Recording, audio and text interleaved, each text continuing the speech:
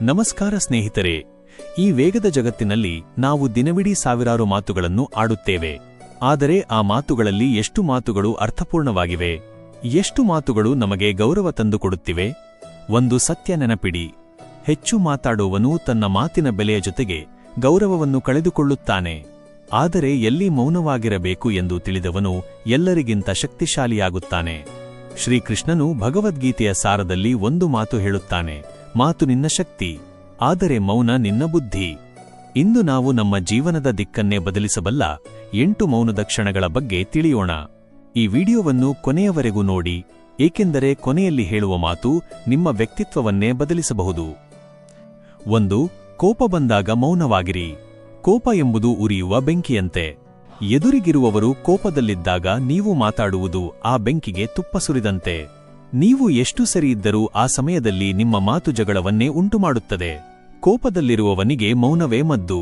ಅವನು ಶಾಂತವಾಗುವವರೆಗೂ ಕಾಯಿರಿ, ನಂತರ ನಿಮ್ಮ ನಿಲುವನ್ನು ತಿಳಿಸಿ. ಇದು ನಿಮ್ಮ ಬುದ್ಧಿವಂತಿಕೆಯನ್ನು ತೋರಿಸುತ್ತದೆ. 2. ಗುರಿ ತಲುಪುವವರೆಗೂ ಮೌನವಾಗಿರಿ. ನಮಗೆ ಒಂದು ದೊಡ್ಡ ಗುರಿ ಇದ್ದಾಗ ಅದನ್ನು ಎಲ್ಲರಿಗೂ ಹೇಳಿ ಸಂಭ್ರಮಿಸಬೇಕು ಅನ್ನಿಸುತ್ತದೆ. ಆದರೆ ನೆನಪಿಡಿ, ಎಲ್ಲರೂ ನಿಮ್ಮ ಯಶಸ್ಸನ್ನು ಬಯಸುವುದಿಲ್ಲ. ನಿಮ್ಮ ಗುರಿಯನ್ನು ಹೇಳಿಕೊಂಡಷ್ಟು ಅದರ ಮೇಲಿನ ಏಕಾಗ್ರತೆ ಕಡಿಮೆಯಾಗುತ್ತದೆ ಮತ್ತು ವಿರೋಧಿಗಳಿಗೆ ನಿಮ್ಮನ್ನು ತಡೆಯಲು ಅವಕಾಶ ಸಿಗುತ್ತದೆ. ಮೌನವಾಗಿ ಕೆಲಸ ಮಾಡಿ, ನಿಮ್ಮ ಯಶಸ್ಸು ಪ್ರಪಂಚಕ್ಕೆ ಕೇಳಿಸುವಂತೆ ಇರಲಿ. 3. ದುಃಖದಲ್ಲಿದ್ದಾಗ ಮೌನವಾಗಿರಿ. ದುಃಖ ಎನ್ನುವುದು ವೈಯಕ್ತಿಕ. ಎಲ್ಲರ ಮುಂದೆ ನಿಮ್ಮ ನೋವನ್ನು ಹೇಳಿಕೊಳ್ಳಬೇಡ. ಕೇಳುವವರು ಅಯ್ಯೋ ಪಾಪ ಎನ್ನಬಹುದು, ಆದರೆ ಅದನ್ನು ಅರ್ಥಮಾಡಿಕೊಳ್ಳುವವರು ತುಂಬಾ ಕಡಿಮೆ. ಕೆಲವರಂತೂ ನಿಮ್ಮ ದೌರ್ಬಲ್ಯವನ್ನು ತಿಳಿದು ಅದನ್ನು ಮುಂದೆ ನಿಮ್ಮ ವಿರುದ್ಧವೇ ಬಳಸಿಕೊಳ್ಳಬಹುದು. ಮೌನದಲ್ಲಿ ನಿಮ್ಮನ್ನು ನೀವು ಬಲಪಡಿಸಿಕೊಳ್ಳಿ. ನಿಮ್ಮ ಕಣ್ಣೀರನ್ನು ನಿಮಗಾಗಿ ಮಾತ್ರ ಇಟ್ಟುಕೊಳ್ಳಿ. 4. ಮೂರ್ಖರ ಮುಂದೆ ಮೌನವಾಗಿರಿ. ಮೂಢನಿಗೆ ಜ್ಞಾನದ ಮಾತುಗಳು ಅರ್ಥವಾಗುವುದಿಲ್ಲ.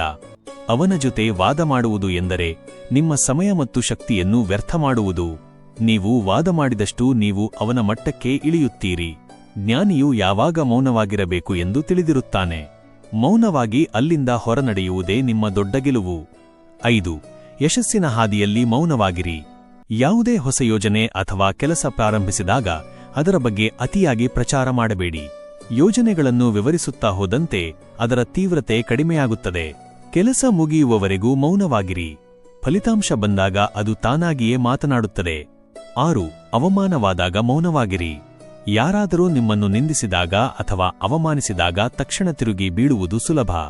ಆದರೆ ಮಾತಿನಿಂದ ಗೆದ್ದರೆ ನೀವು ಸಂಬಂಧ ಅಥವಾ ಗೌರವ ಕಳೆದುಕೊಳ್ಳಬಹುದು. ಸಮಯ ಎಲ್ಲದಕ್ಕೂ ಉತ್ತರ ನೀಡುತ್ತದೆ. ತಲೆ ತಗ್ಗಿಸಿ ಮೌನವಾಗಿರಿ, ಆದರೆ ನಿಮ್ಮ ಸಾಧನೆಯ ಮೂಲಕ ಅವರಿಗೆ ತಕ್ಕ ಉತ್ತರ ನೀಡಿ. 7. ಅನಗತ್ಯ ಚರ್ಚೆಗಳಲ್ಲಿ ಮೌನವಾಗಿರಿ. ಇಂದಿನ ಸೋಷಿಯಲ್ ಮೀಡಿಯಾ ಯುಗದಲ್ಲಿ ಪ್ರತಿಯೊಬ್ಬರೂ ಪ್ರತಿ ವಿಷಯಕ್ಕೂ ತಮ್ಮ ಅಭಿಪ್ರಾಯ ಹೇಳಲು ಬಯಸುತ್ತಾರೆ. ಆದರೆ ಇದು ನಿಮ್ಮ ಮಾನಸಿಕ ಶಾಂತಿಯನ್ನು ಕದಡುತ್ತದೆ. ಎಲ್ಲಾ ಚರ್ಚೆಗಳಲ್ಲೂ ನೀವು ಭಾಗವಹಿಸಬೇಕಾದ ಅಗತ್ಯವಿಲ್ಲ. ಮೌನವಾಗಿರುವುದು ಸೋಲಲ್ಲ, ಅದು ನಿಮ್ಮ ಸಮಯದ ಬೆಲೆ ತಿಳಿದಿರುವ ಬುದ್ಧಿವಂತಿಕೆ. 8. ಆಲೋಚನೆ ಮಾಡುವಾಗ ಮೌನವಾಗಿರಿ. ನೀವು ಮೌನವಾಗಿದ್ದಾಗ ಮಾತ್ರ ನಿಮ್ಮ ಒಳಗಿನ ಧ್ವನಿ ಕೇಳಿಸುತ್ತದೆ. ಹೆಚ್ಚು ಮಾತಾಡುವವನು ತನ್ನ ಶಕ್ತಿಯನ್ನು ವ್ಯಯಿಸುತ್ತಾನೆ. ಮೌನವಾಗಿರುವವನು ಹೊಸ ಆಲೋಚನೆಗಳನ್ನು ಹುಟ್ಟುಹಾಕುತ್ತಾನೆ. ಮೌನವೇ ಆತ್ಮಶಕ್ತಿಯ ಮೂಲ. ದಿನಕ್ಕೆ ಕನಿಷ್ಠ 10 ನಿಮಿಷ ಮೌನವಾಗಿ ಕುಳಿತು ನಿಮ್ಮನ್ನು ನೀವು ಅರ್ಥಮಾಡಿಕೊಳ್ಳಿ. ಕೊನೆಯ ಮಾತು ಸ್ನೇಹಿತರೆ, ಮಾತು ಎಲ್ಲವನ್ನೂ ಬದಲಿಸುವುದಿಲ್ಲ, ಆದರೆ ಮೌನವು ನಿಮ್ಮ ವ್ಯಕ್ತಿತ್ವವನ್ನು ಎತ್ತರಕ್ಕೆ ಕೊಂಡೊಯ್ಯುತ್ತದೆ. ಮಾತಾಡುವವನು ಕೇವಲ ಜ್ಞಾನಿಯಾಗಬಹುದು, ಆದರೆ ಮೌನವನ್ನು ಅರಿತವನು ಮಹಾನ್ ವ್ಯಕ್ತಿಯಾಗುತ್ತಾನೆ. ಈ ವಿಡಿಯೋ ನಿಮಗೆ ಇಷ್ಟವಾದರೆ ಲೈಕ್ ಮಾಡಿ ಮತ್ತು ನಿಮ್ಮ ಆತ್ಮೀಯರೊಂದಿಗೆ ಹಂಚಿಕೊಳ್ಳಿ. ಇಂದಿನಿಂದ ನೀವು ಯಾವ ವಿಷಯದಲ್ಲಿ ಮೌನವಾಗಿರಲು ಬಯಸುತ್ತೀರಿ ಎಂದು ಕಮೆಂಟ್ ಮಾಡಿ ತಿಳಿಸಿ. ಧನ್ಯವಾದಗಳು.